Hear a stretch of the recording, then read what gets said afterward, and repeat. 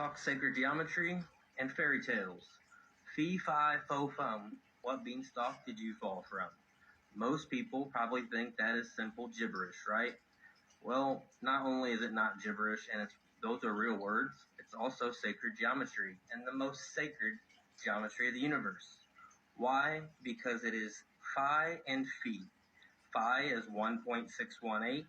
We know that golden ratio, that golden section, that spiral, the Fibonacci. Gold. And then phi is 0.618. So I most commonly call this the major because I usually refer it into sound, which is the major and the minor of the wave, right?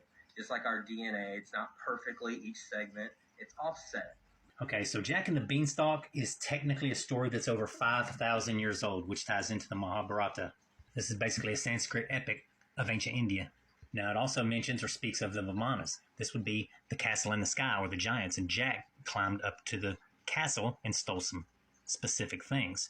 Gold, like he was talking about the golden ratio, a harp, which ties to the sound, and a goose that lays golden eggs. So a lot of it ties to gold. Now, the DNA aspect, now this is just a theory, okay? So I believe since the duck or goose is basically a master of three elements. Now, it's a master of land, water, and the air. This means its DNA is somewhat malleable. Now, I believe these people knew something about ancient DNA, okay? They were intelligent people. They knew something basically that you can manipulate, or scientists, geneticists, whoever can manipulate the duck's DNA or the goose, and they can manipulate the DNA to the calcium carbonate in the shell where it would actually be speckled gold. So I don't know what chromosome or what they can do. I'm not a geneticist. I know a little about DNA, but I'm not a geneticist.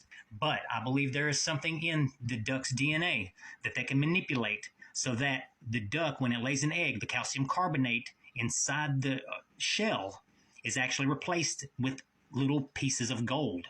And it can actually be filtered out, like we would filter it out of the earth. And the way bird eggs look, the animal would actually there would be gold flakes inside the egg.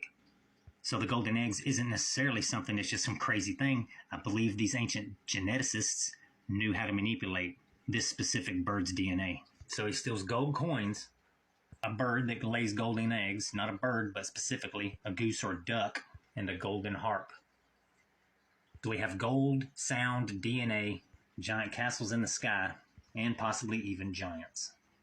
Now, I haven't seen this since I was a child, and I'm glad Holy Trinity did this because now I'm going to find this and I'm going to watch it and I'm going to find some more stuff.